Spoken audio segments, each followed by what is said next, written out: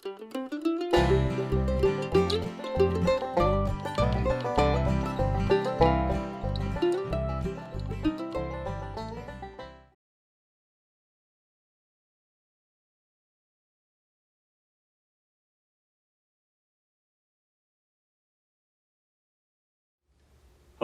and welcome back to another episode of the Campbell County Trunk Show presented by Postmark LaFollette right here on WLAF. Remember, as always, if you missed any of our past episodes, you can go to postmarklafollette.org, click on Trunk Show, or you can go to the WLAF YouTube page. You can catch the previous 6 episodes of the Promised Land series, which we're in right now. Tonight is episode 7, and we're going to do something a little bit different. You know, we've done several episodes of the Campbell County Trunk Show going all the way back to September 2020. We've interviewed several people, heard great stories, and tonight, as we kind of segue this series into the last 4 episodes, we're going to show brief snippets of these interviews we've done in the past to tell you where some of our past interviewees have came from and their story in this area. So we're very excited to do that, and first we're going to do something that we kicked off our first episode with as well, and that's with Jim Freeman from WLAF giving a quick introduction of why WLAF and local radio and TV is so important. After that, we're going to go through and we are going to see some of those interviews and how some of the folks that have shared their stories with us got their beginnings in this area. Remember, as always, we want you to share your stories with us as well. And you can do that with the information we'll show on the next screen. You can reach out to us through email, you can reach out to us by phone, social media, whatever works best for you. We just want to hear from you. And with that, I'm going to turn it over to Mr. Jim.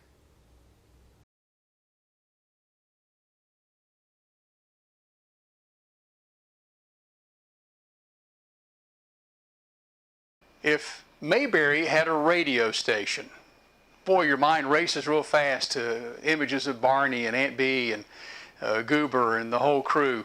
That's our slogan here at WLAF. Hi, my name is Jim Freeman. I have the great pleasure of working at WLAF every day. It's a true passion. We have a lot of fun here, and everybody who works here brings that passion to work with them every day. We love what we do. We hope it shows. And what we do is serving our community, hopefully to the best of our ability every day. And I know some days our best is not good enough, and some days we fumble. But we give it a great shot every day here at WLAF. And our goal is to serve our community. I know that sounds kind of cliche-ish, I guess, but that's what we're here to do. And we do that every day, trying to serve our community to the best of our ability, mainly through information, weather, sports, music, breaking news. We're up early, staying out late, 7 days a week, holidays, weekends and such. And we do it with a passion, and we do it for you, our sponsors, our listeners, our viewers, because you support us. You know, you show us in many different ways that we are important to you because you are important to us. So a small town doesn't have a lot of information, but we do our very best to get that information and send it out every day in a timely manner, hopefully a very efficient manner. But that's small town radio, and that's what we're doing. Not every small town has a radio station. If Mayberry had a radio station. One of our campaigns is My Radio Station. We started this probably a decade ago. A sponsor had said something, and my thought was, wow, he acts like he owns the radio station. And I thought, well, wait a minute. He does. He's a sponsor. He supports us. He does own the radio station. That's where this campaign began, with My Radio Station. We have listeners and viewers and sponsors on the air all the time saying, hi, this is my name, and you're listening to My Radio Station, WLAF, because it is your radio station. You invest into it, whether you listen, read, view, whatever, sponsor. It is your radio station, and it's our great honor to serve you every day here. If Mayberry had a radio station, WLAF. My name is Jeanette Underwood. Originally, I was born up in Illinois, a hospital up in Chicago. My dad was originally from North Carolina, and my mother's father had immigrated to the United States in the early 1900s from Germany, and his wife, her parents had come over from Germany, and I don't know if she was born on the ship or born after they got here, but she was German too. And I met my husband when I was attending college in DeKalb, Illinois, and we fell in love and got married, had our first baby up there, and then we moved down here to Tennessee because this is where he was from. And we've lived in this area ever since. We lived in Knoxville Holler at first, and then we moved up onto Victory Ridge and lived up there. And now we built a house over here in kind of the Bethlehem area. This is where I still live. My name is Jerry Holbrook, Clinton, Tennessee. My dad was from Kentucky. My mom she was born in Vasper, Tennessee. I went to school at Clinton High School. After high school, I went to Michigan, got a job, Chrysler Motor Division, there for a few years, and got drafted. Then I went to basic and AIT at Fort Jackson, South Carolina. They sent me to Vietnam, and I was over a year. And I got to Nam, I was with a 3/4 calf in Cu Chi, Vietnam. That's part of the 25th Infantry. And I was there for 6 or 7 months. Then they was D-Rosing everybody, you know. They sent me to July, and I stayed up there till I came back to the States. I've been a resident of Campbell County for 50 years. I moved here when I was 12 years old from Wise, Virginia, which is about 130 miles up 53, going through Cumberland Gap. And my father was a coal miner in the Wise area, independent operator, and then worked for the Union Mines. And he ended up with a job with the federal government working on mine safety. He was mine safety inspector for the for the federal government in Tennessee and Kentucky. And he ended up being the supervisor at the Jellicoe, Tennessee office there. And I moved here when I was 12 in the 6th grade. And probably one of the best things that happened in my life was to move to Tennessee. It's where I dropped my roots. During the past 50 years, I've lived in Campbell County, about half of it, part of it Knoxville, part of it elsewhere in Granger County.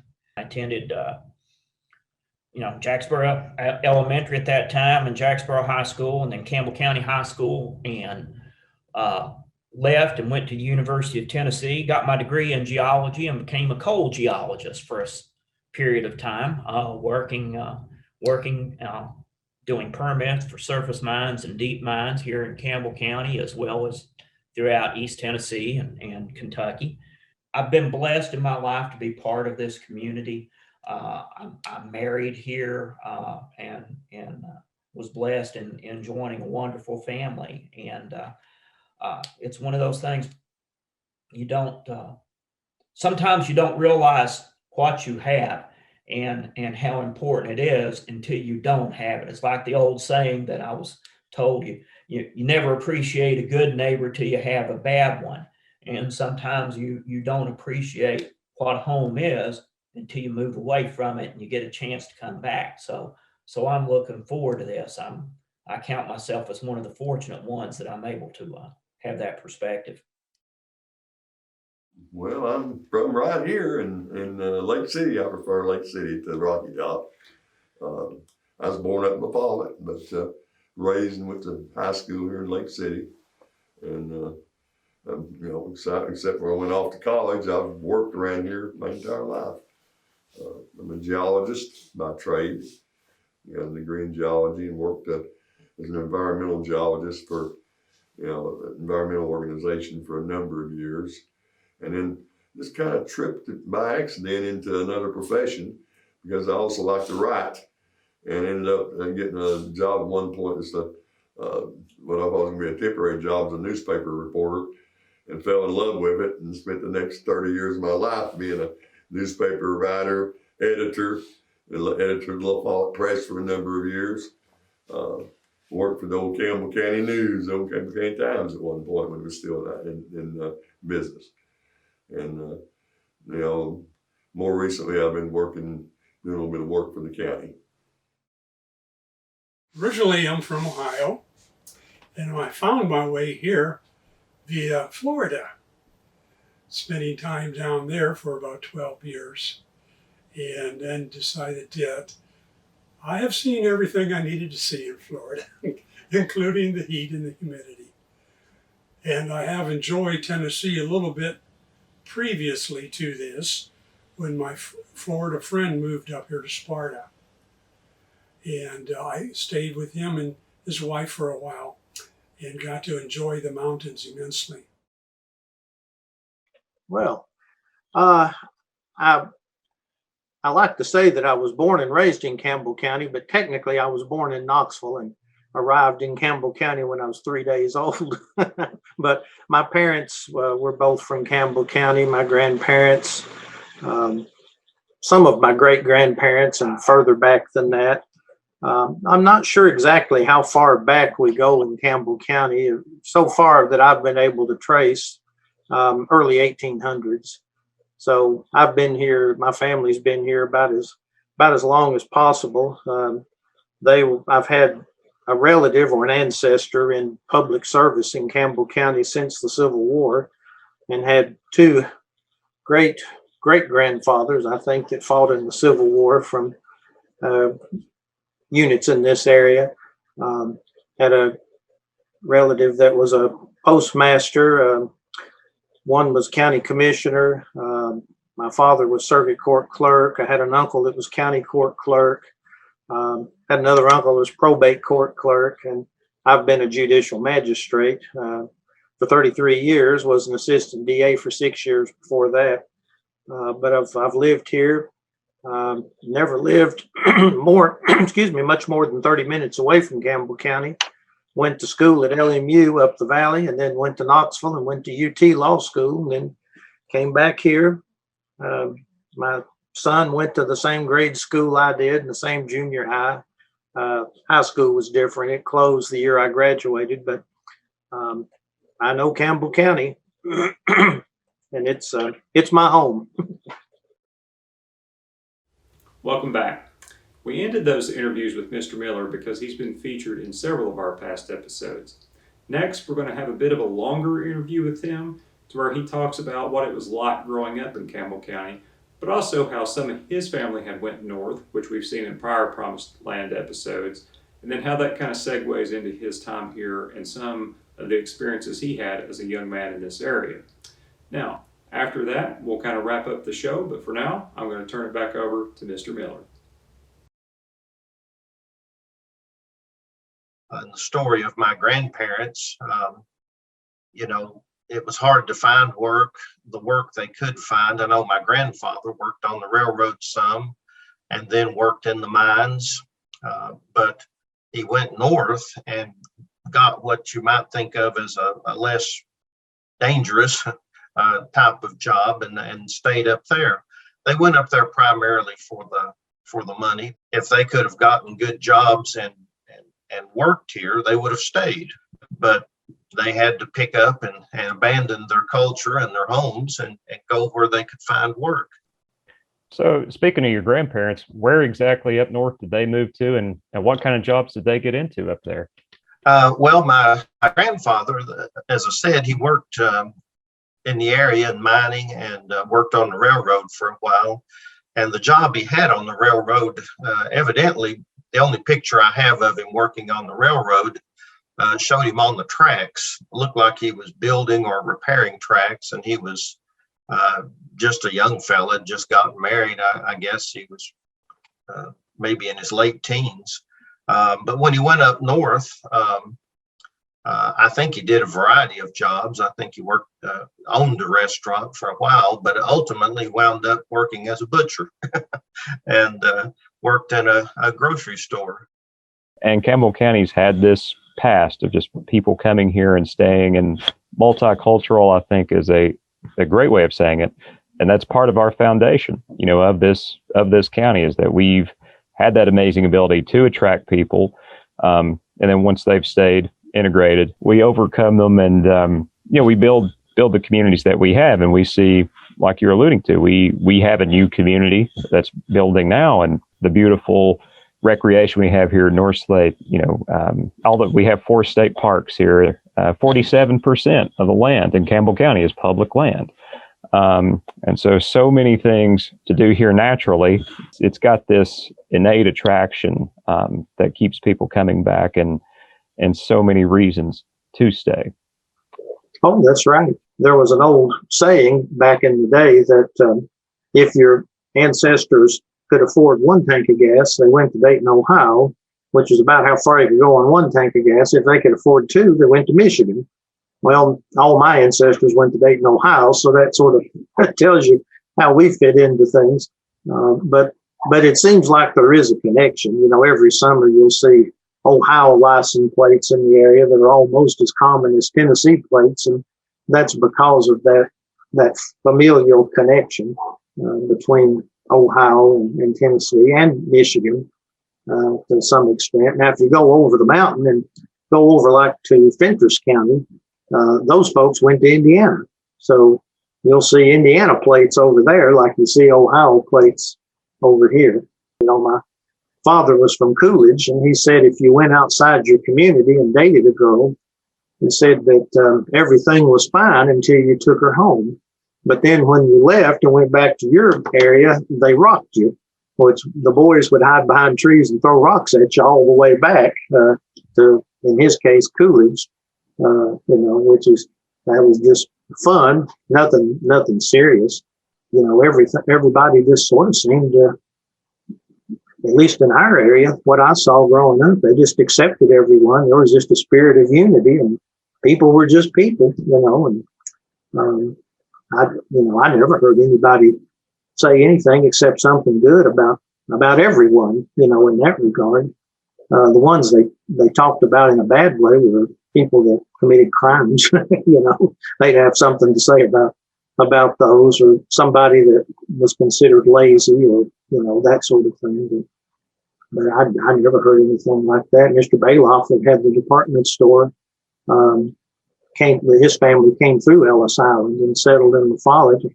He told me his name originally was Bailoffsky, and they dropped the ski and just took the Bailoff. But they were wonderful people. Everybody loved the whole family.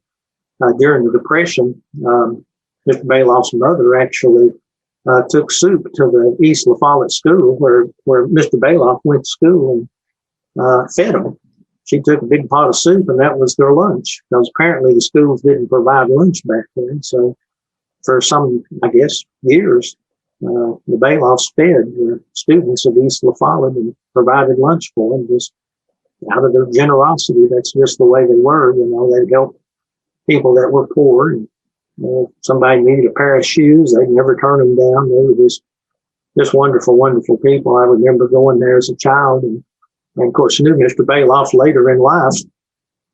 Wonderful person. He went to, a lot of people didn't know he went to law school, had a degree from Vanderbilt, but he never practiced law until he was about 70. And then he started practicing law and just basically donated his time. If he charged, it was very little.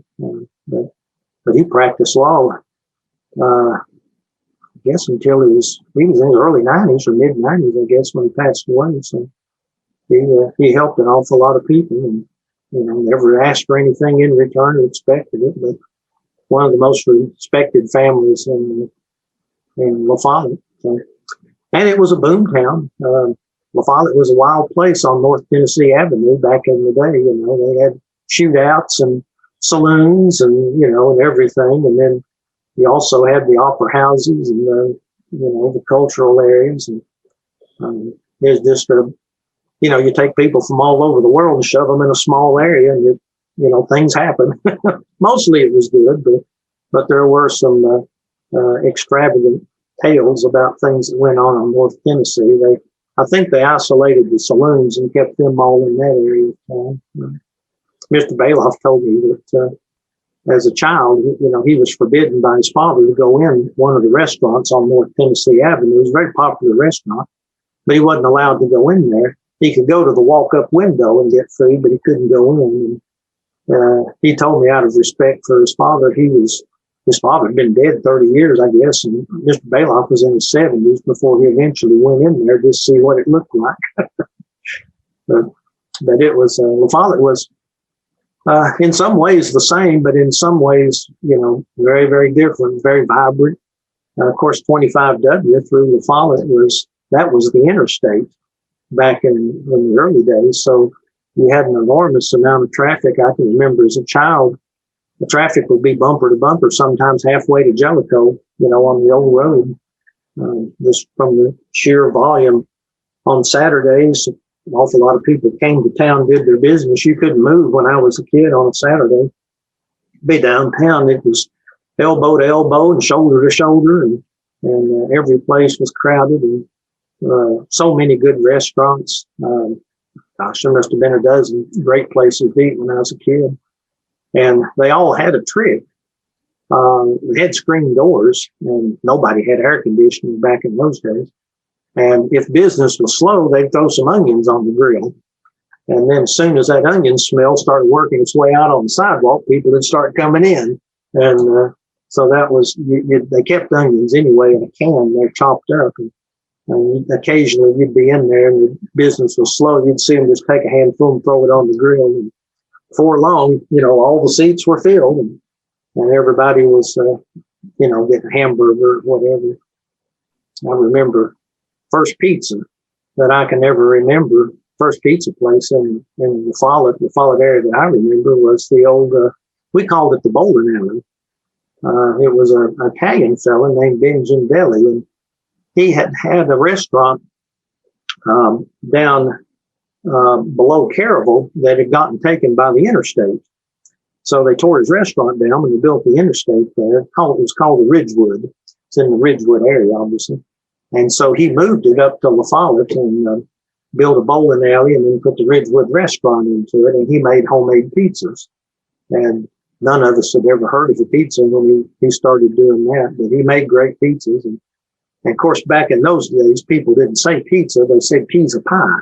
So, mom or dad, they'd say, you want to go out and get a piece of pie? So, here we go. And we'd get the pizza pies. And that was about the time that Chef Boyardee came out with the home pizza kit, so that was a big deal to make a pizza at home. But now it's common, of course, it's everywhere.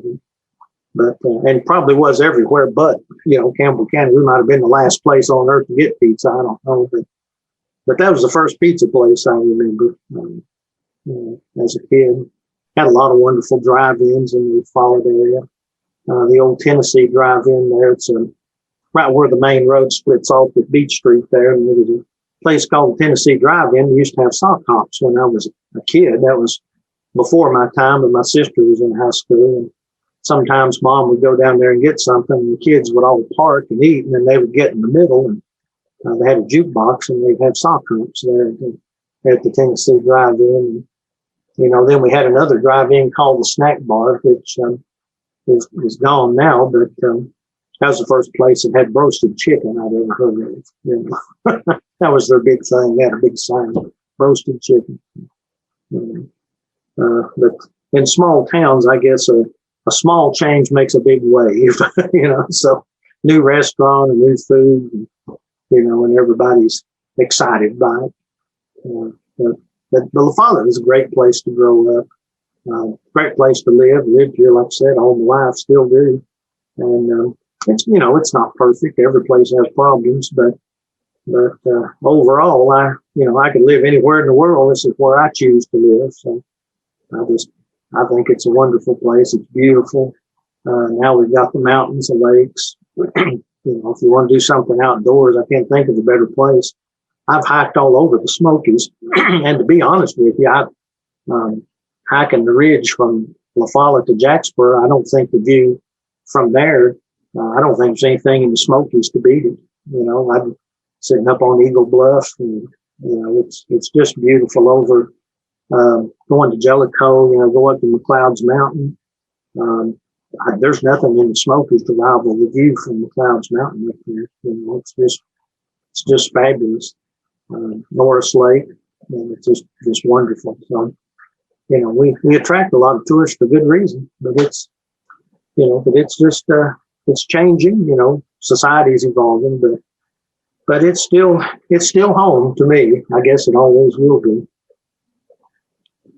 Well, and you're right. There's very few places to where you can stand on that hike from LaFollette to Jacksboro and Caryville and beyond the edge of the Cumberland Mountain Range and looking out over the Cumberland Plateau and see on a very clear day. I mean, you can see the Smokies from that view, and whether you're from Eagle Bluff, you're viewing it there, or you go to McLeod Mountain or anywhere, it's such an amazing view. And and Greg, definitely appreciate you taking the time to talk with us today. We've just touched on a few things that we'll talk more about here with this series, and I'll have you come back and talk with those. And once again, I appreciate you sitting down with us. Well, thank you for the opportunity, and I'm very, very happy to speak with you about history. I think the more we know about our past, the better we are at charting our future. All right, folks, that's it for tonight's episode. We hope you enjoyed it. We have 3 episodes of the Promised Land series left, and we're going to be focusing on where Campbell County is now and where it's going into the future in those last 3 episodes. As always, we want to hear from you, and we're going to throw that information up on the next page so you can share your story with us. Until then, be safe, be well, and we look forward to seeing you once again in 2 weeks on May 26th, 8:30 p.m. right here on WLAF. Thank you as always for your support, your time, and we'll talk soon.